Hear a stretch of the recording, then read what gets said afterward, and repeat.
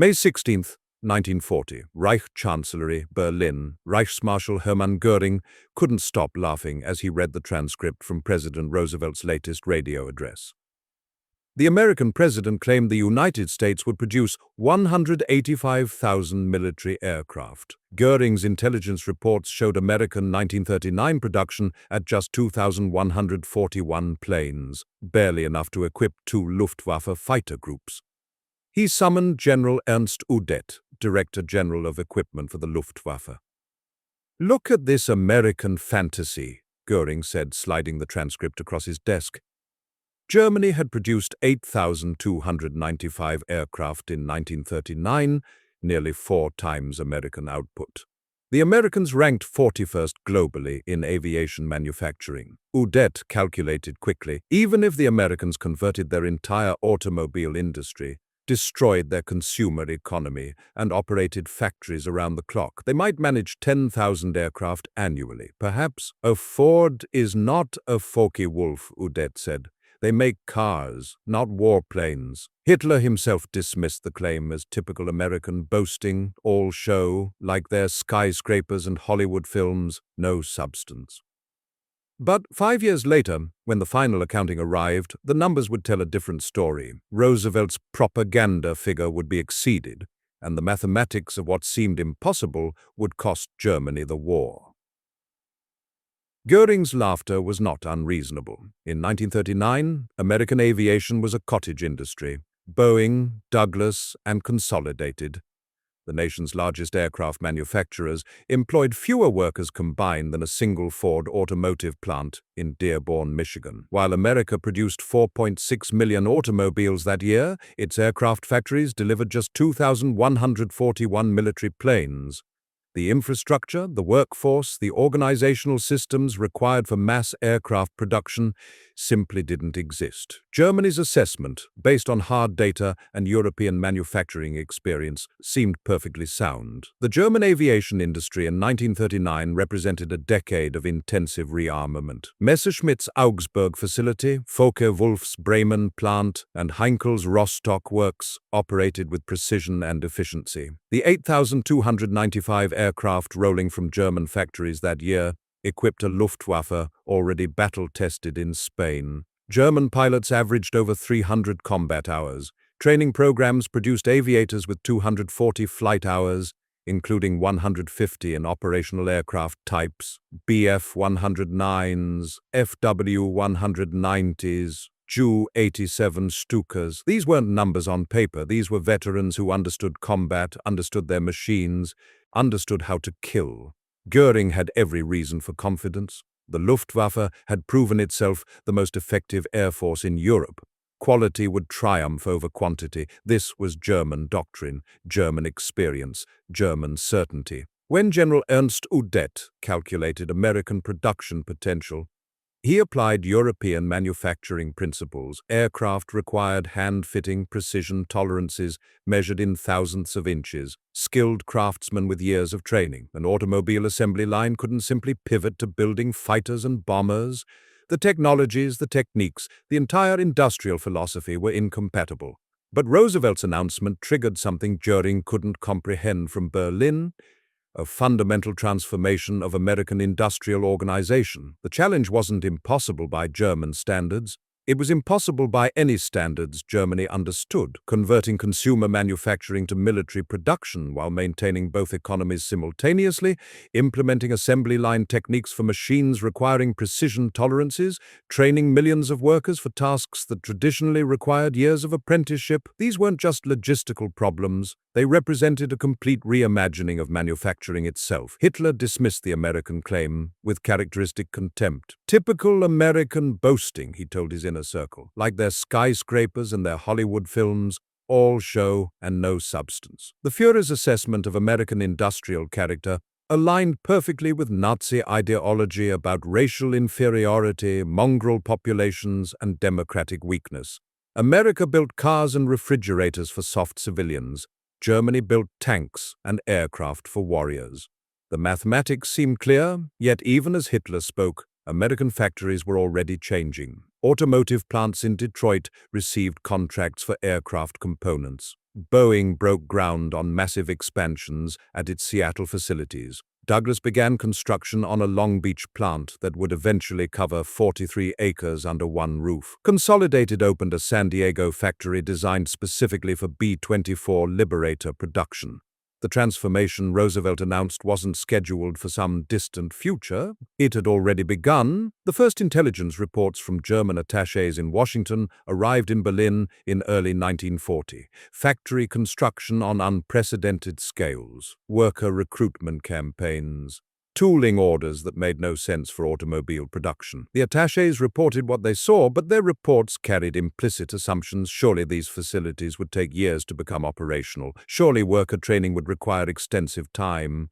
Surely production would start slowly and ramp gradually. German intelligence marked many reports with requests to verify accuracy, not because they doubted their attachés, but because the numbers seemed inflated, exaggerated, perhaps intentionally leaked disinformation designed to intimidate the Reich. One report claimed Douglas Aircraft was planning capacity for 300 aircraft per month from a single plant. General Hans Jeschonek, Luftwaffe Chief of Staff, read this figure and wrote in the margin, "Impossible." But by January 1941, American factories began 24-hour shift operations, and the first real production numbers started arriving in Berlin, numbers that didn't align with any German projections, any European manufacturing experience, any conventional understanding of industrial capacity. The numbers that would eventually prove Göring's laughter, the most expensive miscalculation of the war.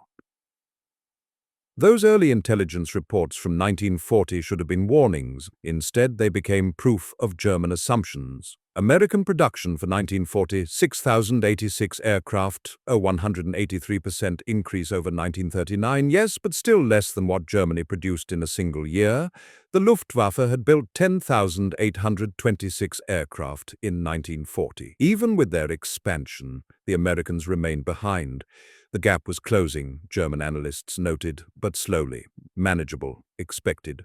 Then 1941's numbers arrived. The Americans had produced 26,277 aircraft, a 332% increase over 1940.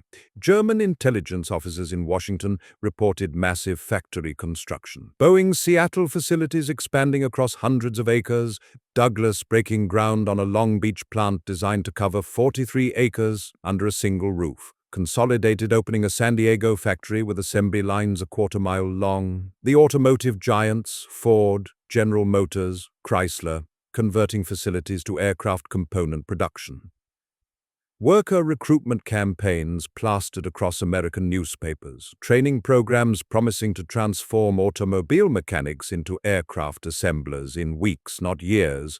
German analysts studied these reports with growing unease. The numbers were verified, cross-referenced, confirmed by multiple sources, but they made no sense within European manufacturing frameworks. In the first half of 1941 alone, America produced 7,433 aircraft, more than the entire year of 1940. The acceleration defied conventional production curves. Factories should require months, even years, to reach peak efficiency. Workers needed extensive training. Supply chains took time to establish. Quality control demanded experienced supervisors. Yet the Americans were achieving production increases that suggested an entirely different industrial model. Boeing had developed something they called assembly line production for the B-17 Flying Fortress.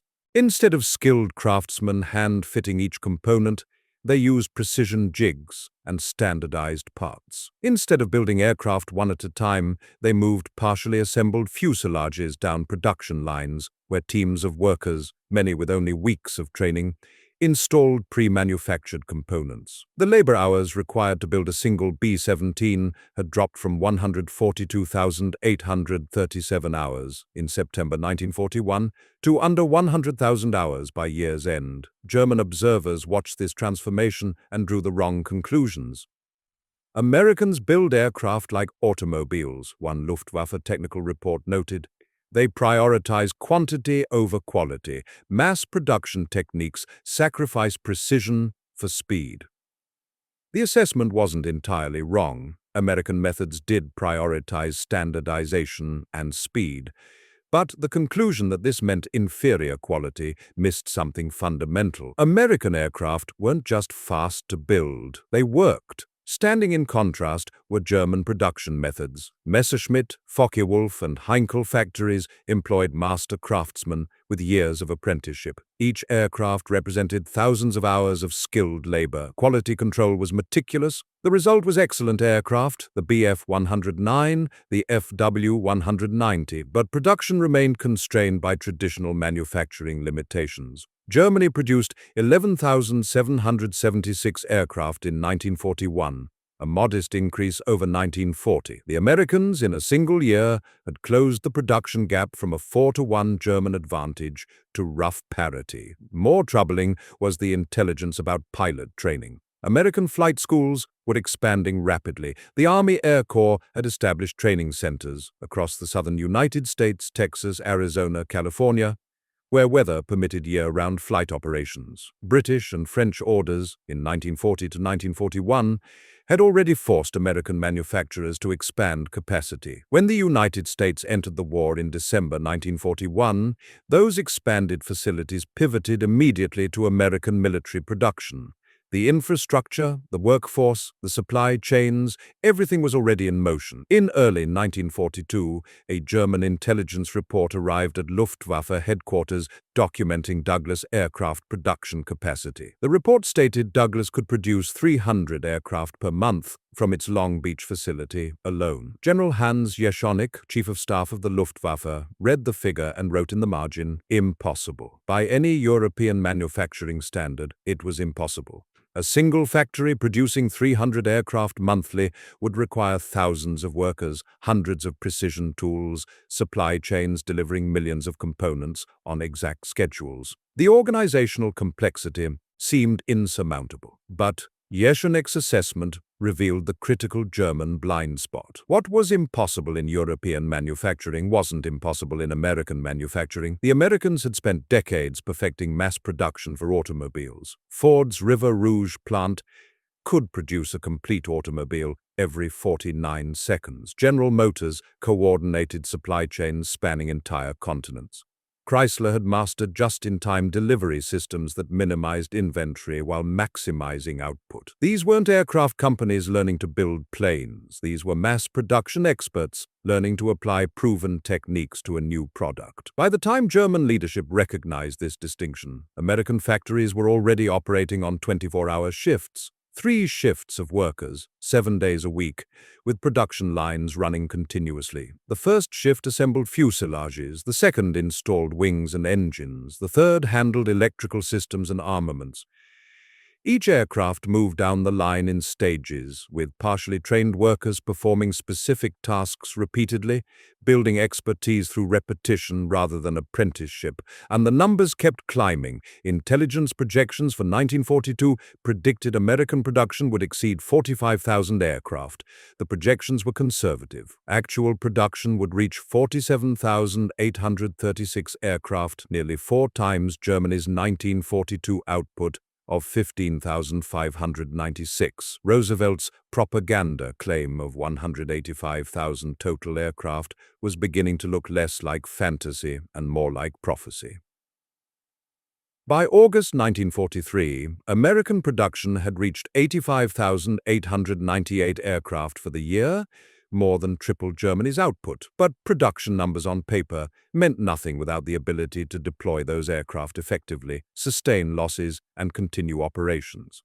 The Luftwaffe was about to test that capability in the most brutal way possible. August 17, 1943, dawn broke over English air bases as 376 B-17 Flying Fortresses prepared for a dual mission against the heart of German industry. The Schweinfurt-Regensburg raid targeted ball-bearing plants at Schweinfurt and Messerschmitt factories at Regensburg, both critical to German war production. Without ball bearings, tank turrets couldn't rotate, aircraft control surfaces couldn't move, engines couldn't function. American planners calculated that destroying Schweinfurt's production capacity would cripple the entire German military-industrial complex. The raid was costly. 60 B-17s were destroyed outright, 17 more scrapped on return due to damage beyond repair, and 121 returned with significant battle damage.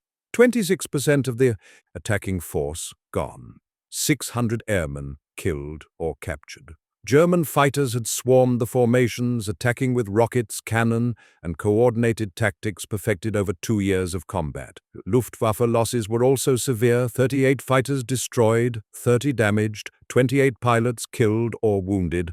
But the Germans claimed victory. The mathematics seemed clear. American losses at this rate were unsustainable. Reichsmarschall Göring received the battle reports with satisfaction. The Americans had lost 77 B-17s in a single day, destroyed or scrapped. Each B-17 represented thousands of hours of production, 10 trained crew members, and significant material investment. At this attrition rate, the strategic bombing campaign would collapse within months. The Luftwaffe had proven that German fighter defenses could inflict losses faster than the Americans could sustain operations, or so Göring calculated. The second Schweinfurt raid came on October 14, 1943, a date that would become known as Black Thursday in American Air Force history. The 8th Air Force dispatched 291 B-17s, 60 were shot down. Another 17 were scrapped upon return. The loss rate exceeded even the August raid. Major Wilhelm Wutz-Galland, commanding 2 JG-26, wrote in his diary,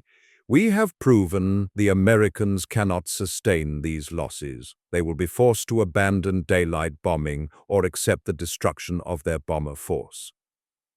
German High Command circulated Galland's assessment. Intelligence officers calculated replacement rates based on known American production capacity and estimated training timelines. Even with the reported 85,000 aircraft produced in 1943, replacing combat losses, training new crews, and maintaining operational strength would strain American capabilities to breaking point. The Luftwaffe had destroyed 137 B-17s in 2 Schweinfurt raids, plus dozens more in other missions. Continue this attrition for 6 months, and the Americans would face an impossible choice: suspend strategic bombing or accept catastrophic losses that would devastate morale and exhaust trained aircrew reserves. But within 48 hours of the October 14th raid, American reconnaissance aircraft photographed the damage at Schweinfurt. Within 7 days, 240 replacement B-17s arrived at English air bases, not just replacing the 77 total losses from both raids,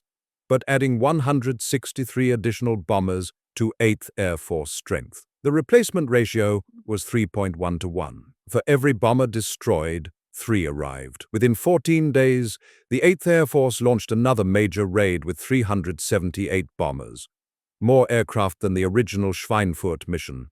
The formations filled the sky over Germany in numbers that seemed impossible. Luftwaffe pilots who had celebrated victories 2 weeks earlier now faced larger American formations than before. The mathematics weren't working as German planners had calculated. Major Galland's diary entries shifted in tone. "We are Sisyphus," he wrote in winter 1943-44. "Each bomber we destroy is replaced by 2. Each pilot we lose is replaced by boys with 20 hours in a fighter. The Americans lose air crew and train thousands more. We lose pilots and scrape the bottom of the barrel." The comparison was exact. American pilot training programs were producing over 100,000 pilots annually by 1943. Luftwaffe training capacity, constrained by fuel shortages and operational demands, was collapsing. Experienced German pilots flew multiple sorties daily to compensate for inadequate rookie pilot training. The strategic implications became undeniable when the full 1943 production figures arrived in Berlin. The Americans had produced 85,898 aircraft, Germany 25,527. The ratio was 3.4 to 1. Every tactical victory the Luftwaffe achieved, every bomber shot down, every successful defense was negated by an American industrial base that could replace losses in days and expand operations simultaneously. Captain Heinz Knoke, a Luftwaffe fighter ace and the youngest squadron commander in the force, witnessed the futility firsthand. His unit destroyed 10 bombers in a single engagement. The next day, 50 American aircraft appeared over the same target. German intelligence officers reviewing the Schweinfurt raids recognized a fundamental miscalculation. The Luftwaffe had won tactically, destroyed more bombers than the Americans could afford to lose, but lost strategically. American production wasn't just replacing losses. It was expanding operational capacity faster than German defenses could inflict attrition. For every B-17 destroyed over Germany, American factories were producing 3 more. For every American pilot killed, training programs were producing 5 replacements. The mathematics of attrition warfare only worked if the attacker eventually ran out of resources. The Americans weren't running out, they were accelerating. Captured Luftwaffe intelligence reports from late 1943 showed desperate attempts to reconcile observed replacement rates with known production data. One analyst wrote, "If American production claims are accurate, they possess sufficient manufacturing capacity to sustain current loss rates indefinitely, while simultaneously expanding bomber strength. This presents an unwinnable defensive scenario." The report was marked "for command review only," too demoralizing to circulate widely. And when German intelligence projected 1944 American production, estimates suggesting over 90,000 aircraft, Luftwaffe command realized they were fighting an enemy whose industrial capacity rendered tactical victories meaningless. Every Schweinfurt, every Black Thursday, every celebrated defense was simply buying time before overwhelming numbers achieved what tactical inferiority could not: total air superiority through mathematical inevitability. The final 1944 production figures arrived in Berlin in early 1945, and they represented the death of every assumption German leadership had made about American industrial capacity. 96,318 military aircraft produced in a single calendar year. Not for the entire war, not as a cumulative total. In 1 year, the daily average was 264 aircraft, more than Germany had produced in an entire month during 1939. Roosevelt's propaganda claim of 185,000 total aircraft, the number Göring had laughed at in May 1940, had already been exceeded, and the Americans were still producing. German production in 1944 reached its own peak: 39,807 aircraft. It was an impressive achievement given Allied strategic bombing, fuel shortages, and labor constraints. Messerschmitt, Focke-Wulf, and Heinkel factories had dispersed production to underground facilities, adapted to constant disruption, and still increased output beyond any previous year. But the Americans had produced 96,318 aircraft, a 2.4-to-1 advantage. The gap wasn't closing, it was widening. Breaking down the numbers revealed even more troubling details. Boeing's Plant No. 2 in Seattle achieved peak B-17 production of 362 units in March 1944, in a single month, from a single facility. Total B-17 production for 1944 exceeded 5,000 aircraft. The labor efficiency Boeing had achieved was unprecedented: 15,316 hours per aircraft, an 89% reduction from the 142,837 hours required in September 1941. What had taken American workers 6 months to build in 1941 now took 3 weeks, and quality hadn't suffered. The B-17s rolling off the lines in 1944 were more reliable, better armed, and more combat-capable than their 1941 predecessors. Standing in devastating contrast were the technical advantages that had widened alongside production numbers. American aviation fuel in 1944 was standardized at 100/130 octane, with 150 octane available for high-performance applications. German fuel remained at B4 specification, 91/100 octane.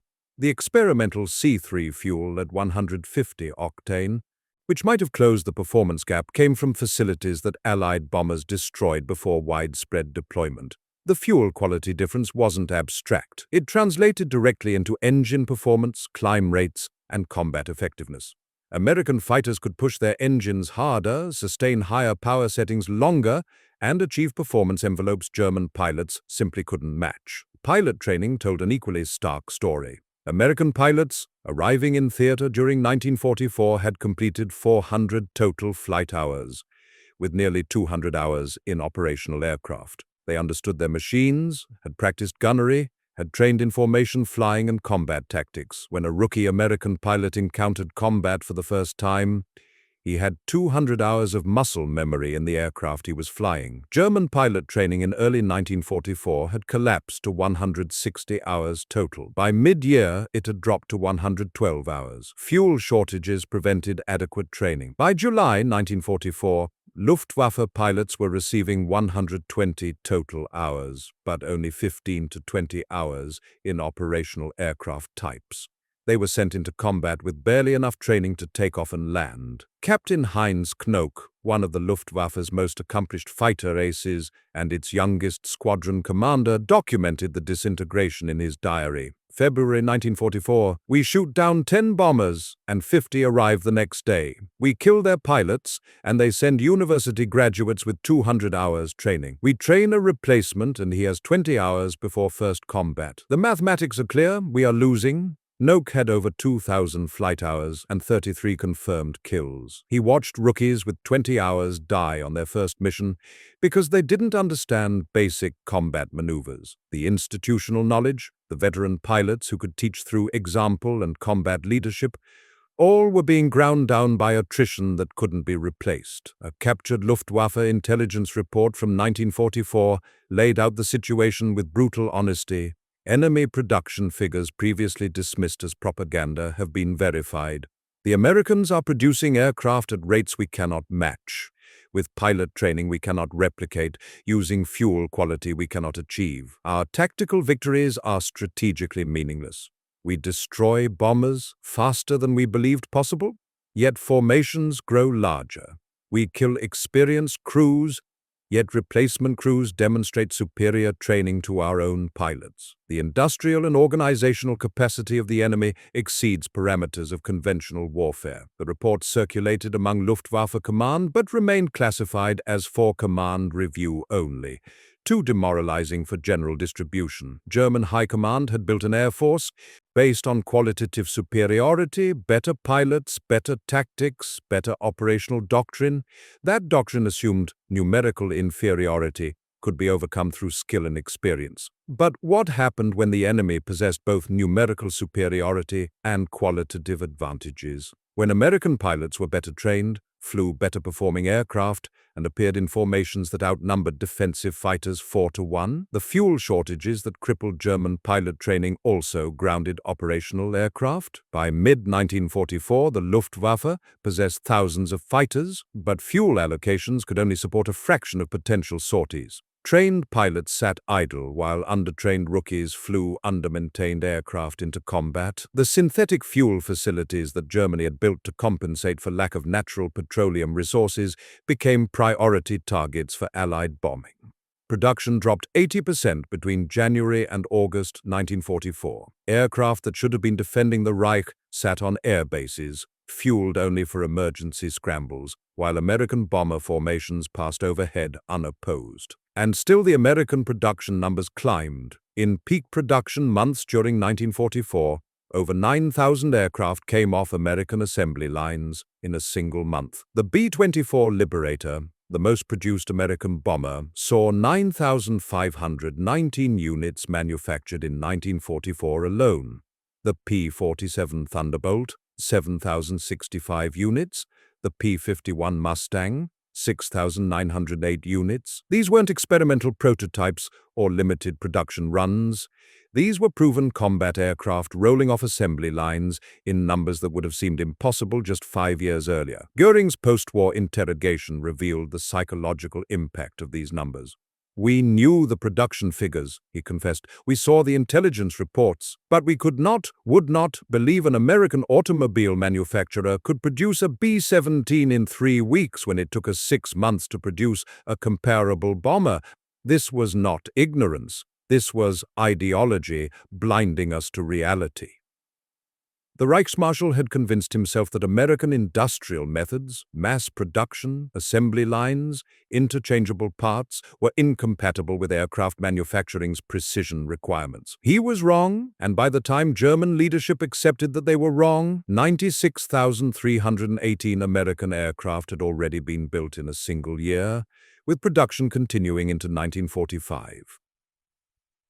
February 20th, 1944. The weather over Germany cleared for the first time in weeks, and the 8th Air Force launched Operation Argument, 6 days of coordinated attacks that would become known as Big Week.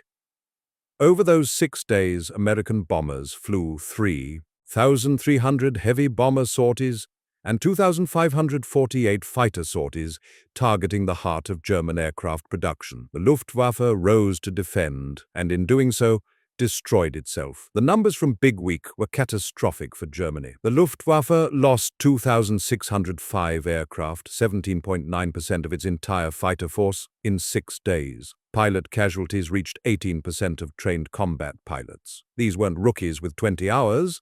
These were experienced pilots, squadron leaders, the men who understood tactics and could lead formations. Their deaths represented irreplaceable institutional knowledge, thousands of hours of training investment, and the last generation of combat-effective Luftwaffe fighter pilots. American losses: 226 bombers, 28 fighters, all replaced within 10 days with trained crews. The strategic implications were immediate and irreversible. German air defenses had inflicted significant losses, but in doing so had expended their strength against an enemy that could absorb the damage and continue operations. The Luftwaffe couldn't sustain 18% pilot losses every week. The Americans could sustain bomber losses indefinitely because factories were producing replacements faster than combat could destroy them. Big Week proved what Schweinfurt had suggested: tactical victories were strategically meaningless against an industrial base producing 96,318 aircraft annually. By June 6, 1944, D-Day, the evidence of American air superiority was absolute. Allied aircraft flew 14,674 sorties over Normandy beaches and inland targets. The Luftwaffe managed 319 sorties. The ratio was 46-1. Bomber formations crossed the English Channel and attacked German positions without encountering a single enemy fighter. American and British ground forces landed on defended beaches under an umbrella of complete air supremacy. German reinforcements moving toward the invasion zone were spotted from the air and destroyed before reaching the front. The Luftwaffe, which had terrorized Europe from 1939 to 1942, was absent from the most critical battle of the European War.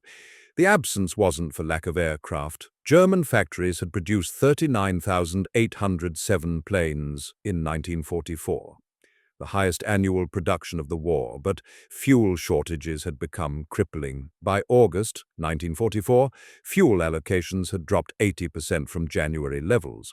Operational aircraft sat on air bases, unable to fly. Trained pilots, what few remained, sat idle while the aircraft they should have been flying lacked fuel for anything beyond emergency scrambles. The synthetic fuel facilities that Germany had built to compensate for lack of natural petroleum had become priority targets for Allied strategic bombing. Allied fighters ranged freely over Germany, destroying aircraft on the ground, strafing airfields, and shooting down the undertrained pilots who did manage to get airborne. And the American production continued. Even as Germany surrendered on May 7, 1945, American factories were still producing aircraft. The final 1945 production total through August: 49,761 aircraft in 8 months. Total American production from 1940 through the end of the war: 300,317 military aircraft. Germany's total for the entire war: 119,371.